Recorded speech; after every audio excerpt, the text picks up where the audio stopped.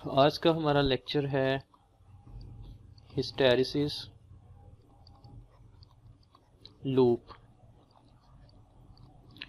Last time हमने magnetic properties of solids जो हैं उनके बारे में पढ़ा था कि हम मैग्नेटिक प्रॉपर्टीज़ की बेसिस पे सॉलिड्स को कैसे डिफरेंशिएट कर सकते हैं।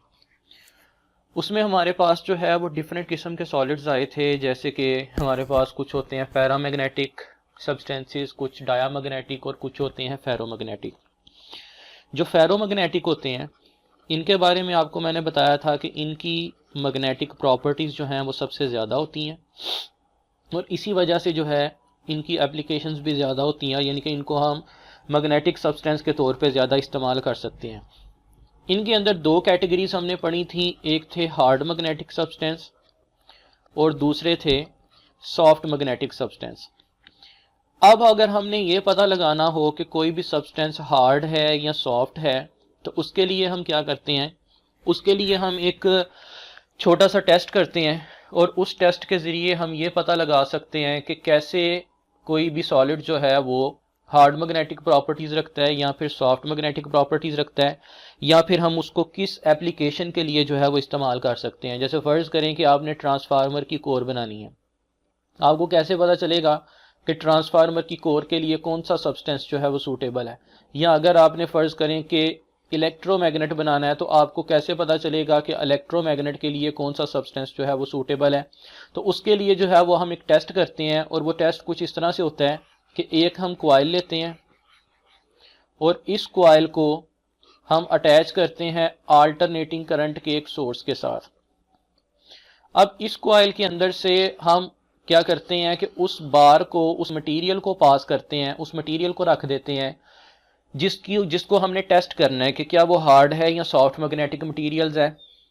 फिर हम इसके अंदर से अल्टरनेटिंग करंट गुजारेंगे। आपको पता है कि अल्टरनेटिंग करंट जो है ये अपनी डायरेक्शन को चेंज करता है, तो डायरेक्शन के साथ साथ क्या होगा कि इसको जो है वो हम CRO के ऊपर जो है वो इसकी आउटपुट को प्लॉट करते हैं। तो वो जो आउटपुट है वो हमारे पास कुछ इस तरह से जो है वो लूप की सूरत में आती है। इसको हम कहते हैं हिस्टैरिसीस लूप।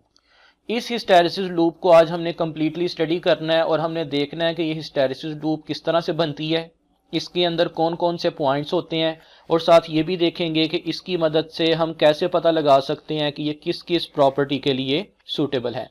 तो सबसे पहले जो है वो हम क्या करते हैं, हम यहाँ पे जो है वो एक उसी एक्सपेरिमेंट को करेंगे। हम जो है वो अल्टरनेटिंग करंट को इस्तेमाल कर रहे हैं। तो आपको पता है कि अल्टरनेटिंग करंट जो है वो टाइम के साथ साथ अपनी डायरेक्शन को चेंज करता है। हमने जो यहाँ पे ग्राफ बनाना है, ये ग्राफ जो है ये दो चीज़ों के दरमियान बनेगा। हिस्टैरिसीस लूप का ग्राफ, एक इसके अंदर जो है वो मैग्नेटाइजेशन होगी B और दूसरा होगा मैग्नेटाइजेशन करंट। करंट को हमने x एक्सिस पे लिया हुआ है और जो मैग्नेटाइजेशन है B उसको हमने लिया हुआ है y एक्सिस के ऊपर। यहाँ पे इसका ओरिजिन होगा यानी कि स्टार्टिंग पॉइंट जहाँ पे करंट भी ज़ीरो है और मैग्नेटिज्म भी ज़ीरो है।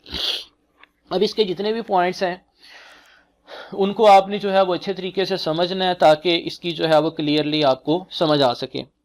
स्टार्ट में देखें कि यहाँ पे जब करंट ज़ीरो है तो उस वक्त क्या है कि मैग्नेटिज्म भी ज़ीरो है, और आपको पता है कि जहाँ करंट ज़ीरो होगा वहाँ पे मैग्नेटिज्म भी क्या होगी, ज़ीरो होगी। मतलब अभी कोई करंट पास नहीं हुआ तो इसलिए इसके अंदर किसी भी तरह की कोई मैग्नेटिक फील्ड भी प्रोड्यूस नहीं हुई। अब जैसे जैसे यहाँ से करंट इंक्रीज हो रहा है, करंट के इंक्रीज होते होते क्या होगा कि यहाँ से मैग्नेटिज्म में भी क्या होगा, इजाफा।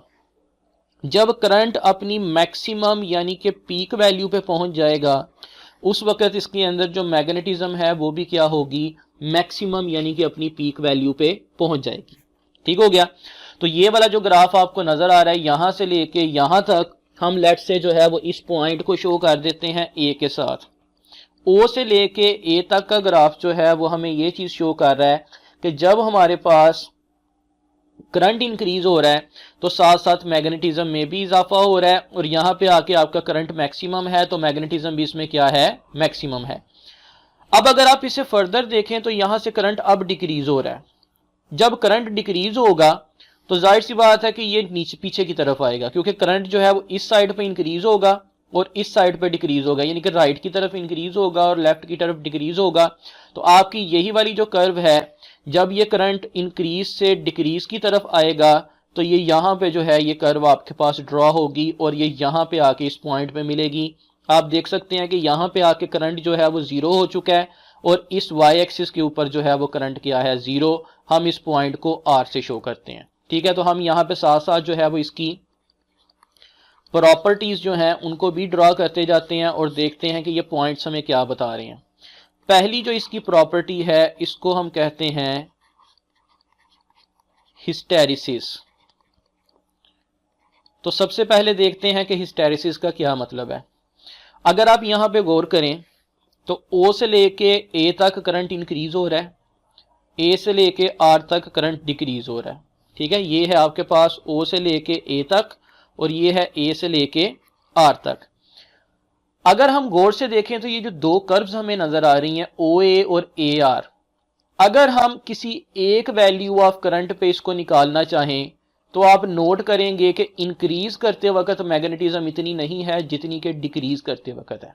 यानी कि ये पॉइंट जो है ये हमारे पास तब आया जब हम करंट को इंक्रीज कर रहे थे उस कर्व पे, और ये पॉइंट हमारे पास तब आया सेम लेवल ऑफ करंट पे जब हम करंट को क्या कर रहे थे, डिक्रीज। आप देख सकते हैं इंक्रीज करते वक्त मैग्नेटिज्म कम है और डिक्रीज करते वक्त मैग्नेटिज्म क्या है, ज्यादा है। इसका मतलब है कि जो मैग्नेटिज्म है ये मैग्नेटाइजिंग करंट से जो है वो लैग करती है। इसको हम ऐसे लिखेंगे कि magnetism lags behind the magnetising current. तो इसका मतलब ये हुआ कि जब आप इंक्रीज कर रहे थे तब मैग्नेटिज्म इतनी ज्यादा नहीं थी जितनी डिक्रीज करते वक्त है।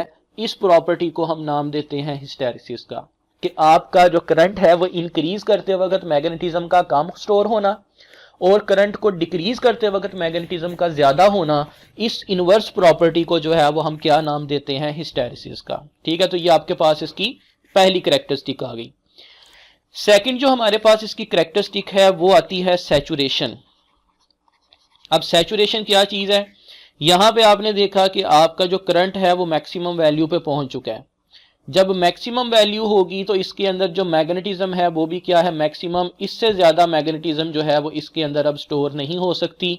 तो ये जो ए पॉइंट है ये हमारे पास जो है वो किसको शो करता है, सैचुरेशन को। और इसका मतलब है कि मैक्सिमम वैल्यू ऑफ मैग्नेटिज्म, कि जो ज्यादा से ज्यादा इसके अंदर मैग्नेटिज्म पाई जा सकती है, मैग्नेटिक फील्ड स्टोर हो सकती है, उसको हम कहते हैं इसकी मैग्नेटिज्म, ठीक है। तो दो प्रॉपर्टीज आपने इसकी देखी, हिस्टेरिसिस और दूसरी है हमारे पास सैचुरेशन। तीसरी जो इसकी प्रॉपर्टी है उसको हम कहते हैं रेमिनेंस या फिर और रिटेंटिविटी। रेमिनेंस या रिटेंटिविटी का क्या मतलब है, रिटेंटिविटी का वर्ड निकला है रिटेन से और रिटेन का मतलब होता है बरकरार रखना। जरा यहां पे एक चीज गौर करें कि जब हम करंट को डिक्रीज कर रहे थे तो इस पॉइंट पे आके करंट की वैल्यू क्या हो गई, जीरो। लेकिन अगर आप नोट करें तो इस आर पॉइंट के ऊपर करंट की वैल्यू तो जीरो है लेकिन मैग्नेटिज्म जो है वो जीरो नहीं है। यानी कि अभी भी करंट की वजह से इसके अंदर मैग्नेटिज्म आई थी, लेकिन करंट की वैल्यू जीरो होने के बावजूद भी अभी स्टिल इसके अंदर जो है वो मैग्नेटिज्म मौजूद है। इस प्रॉपर्टी को हम कहते हैं रेमिनेंस या फिर रिटेंटिविटी, यानी कि मैग्नेटिज्म का रिटेन रहना, मैग्नेटिज्म जो है उसका बरकरार रहना, ठीक है। तो इसका मतलब है ये किस वजह से होता है कि इसके अंदर जो डोमेन्स होती हैं वो अभी भी अलाइंड है। जब हमने करंट गुजारा तो इसकी डोमेन्स अलाइन होना शुरू हुई, यहां पे आके मैक्सिमम हो गई। अब जब हम करंट को डिक्रीज कर रहे हैं तो करंट को डिक्रीज करने के बावजूद भी अभी उसके अंदर जो है वो डोमेन्स अलाइंड है, वो कंप्लीटली जो है वो डीमैग्नेटाइज नहीं हुआ। तो देखें करंट के जीरो होने के बावजूद अभी इसके अंदर मैग्नेटिज्म जो है वो मौजूद है। तो इस प्रॉपर्टी को हम कहेंगे रेमिनेंस या फिर रिटेंटिविटी। अब हम अगर इंक्रीज करें फर्दर करंट को तो आप देख सकते हैं कि करंट जो है वो नेगेटिव पोर्शन की तरफ आ रहा है। जब ये नेगेटिव पोर्शन की तरफ इंक्रीज होगा तो देखें कि इस साइड पे ये पॉजिटिव था तो लेफ्ट की तरफ नेगेटिव होगा, ये माइनस आई करंट होगा। तो अब ये नेगेटिव पोर्शन में एंटर हो चुका है। नेगेटिव पोर्शन में क्या होगा कि जब हम करंट को मजीद इंक्रीज करेंगे तो होते होते एक दरमियान में पॉइंट ऐसा आएगा जिस पॉइंट पे आके क्या होगा, हम इसको सी से शो करते हैं। अब देखें करंट की वैल्यू नेगेटिव है और मैग्नेटिज्म क्या हो चुकी है, जीरो। यानी कि यहां से हमने करंट को डिक्रीज करना शुरू किया, मैग्नेटिज्म कम होनी शुरू हुई। होते होते जब करंट जीरो हो गया तो मैग्नेटिज्म जीरो नहीं हुई, मैग्नेटिज्म अभी भी उसमें प्रेजेंट थी। लेकिन जब हम मजीद जो है वो करंट को डिक्रीज करेंगे, नेगेटिव करेंगे, तो करंट को मजीद नेगेटिव करते करते क्या होगा कि अब इस पॉइंट पे आके आपकी जो है वो करंट की वैल्यू तो जीरो हो चुकी है, लेकिन करंट की वैल्यू जो है वो इंक्रीज हो रही है, लेकिन अब मैग्नेटिज्म क्या हो चुकी है, जीरो हो चुकी है। ठीक है, तो वो वैल्यू जो कि करंट की वैल्यू को जीरो करने के लिए चाहिए, इस प्रॉपर्टी को हम कहते हैं कोएर्सिविटी। ठीक है, इसमें एक टर्म आती है कोएर्सिव करंट। कोएर्सिव करंट वो करंट होता है जो कि मैग्नेटिज्म को कंप्लीटली जीरो करने के लिए चाहिए। यानी कि जब आपने करंट को नेगेटिव की तरफ लेके गए तो एक पॉइंट ऐसा आया जहां पे आके जो है वो मैग्नेटिज्म बिल्कुल क्या हो गई, जीरो। तो करंट की वो वैल्यू जो कि इसको कंप्लीटली डिसअलाइन करने के लिए यानी कि डीमैग्नेटाइज करने के लिए चाहिए, उसको हम कहते हैं कोएर्सिव करंट। ठीक है, इस तरह से जब वो फर्दर मजीद इंक्रीज होगा, यहां पे आके जो है वो आपके पास इसकी जो है वो एक और मैक्सिमम वैल्यू आएगी, और दोबारा अगर हम इस लूप को ऐसे मिलाएं तो ये हमारे पास जो है वो इस तरह की एक कंप्लीट लूप बन जाएगी। मतलब जहां से ये स्टार्ट हुई थी वहीं पे आके जो है ये क्या होगी, एंड होगी।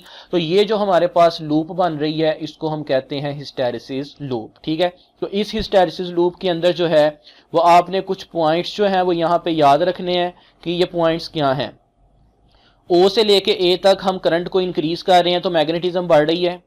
ए पे आके करंट की वैल्यू मैक्सिमम है तो मैग्नेटिज्म भी मैक्सिमम हो गई, ये इसकी सैचुरेशन वैल्यू है। जब हम ए से आर की तरफ आएंगे तो आर वो पॉइंट है जहां पे हमने करंट को जीरो कर दिया, लेकिन अभी भी वो स्टिल मैग्नेटाइज्ड है। जब हम फर्दर करंट की वैल्यू को नेगेटिव करेंगे तो एक पॉइंट ऐसा आएगा कोएर्सिविटी का जहां पे आके मैग्नेटिज्म जो है वो बिल्कुल जीरो हो जाएगी, और वो करंट जो मैग्नेटिज्म को बिल्कुल जीरो करने के लिए चाहिए उसको हम कहते हैं कोएर्सिव करंट। उसके बाद ये नेगेटिव मैक्सिमम पे आ गया, फिर ये नेगेटिव रिटेंटिविटी आ गई, नेगेटिव कोएर्सिविटी, और फिर ये वापस कहां पे आ गया, ए पे। ये जो आपको कंप्लीट लूप मिल रही है इसको हम कहते हैं हिस्टैरिसीस लूप। ठीक है, इसमें जो पांचवी और लास्ट हमारे पास कैरेक्टरिस्टिक है वो है जी हमारे पास एरिया ऑफ द लूप। आप देख सकते हैं कि यहां पे कोई ना कोई एरिया जो है वो आपको नजर आ रहा है, यानी कि ये जो लूप बन रही है ए सी डैश और वापस ए पे, इसके दरमियान ये कोई ना कोई जो है वो एरिया मौजूद है। ये एरिया हमें किसके बारे में बताता है, एरिया हमें बताता है टोटल एनर्जी डिसिपेशन के बारे में, कि हमने जब इसको मैग्नेटाइज किया और डीमैग्नेटाइज किया तो इस दौरान जो है वो कितनी एनर्जी जो है वो इस्तेमाल हुई। और असल में यही प्रॉपर्टी है जो कि हमें बताएगी कि कौन सा मटेरियल हार्ड है और कौन सा मटेरियल जो है वो सॉफ्ट है। जैसे हम यहाँ पे जो है वो इसकी एग्जांपल देखते हैं। फर्ज करें जी हमारे पास ये दो लूप्स हैं, एक ये लूप आ गई और ये आपके पास एक दूसरी लूप मौजूद है। आप देख सकते हैं कि इन दोनों लूप्स, फर्ज करें इसका नाम हम ए रख देते हैं, इसका नाम हम बी रख देते हैं। इसका एरिया जो है वो लेस है और इसका एरिया जो है वो क्या है, ज्यादा है।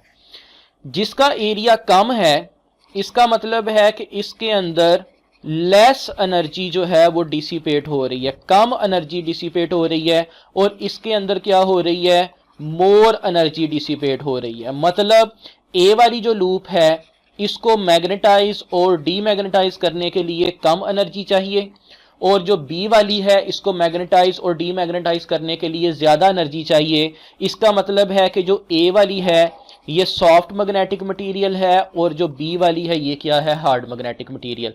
जैसे कि हमने पढ़ा था कि सॉफ्ट मैग्नेटिक मटेरियल वो होता है जो कि जल्दी मैग्नेटाइज और जल्दी डीमैग्नेटाइज हो जाता है। अगर वो जल्दी मैग्नेटाइज और डीमैग्नेटाइज होता है तो इसका मतलब है कि उसके लिए कम एनर्जी चाहिए।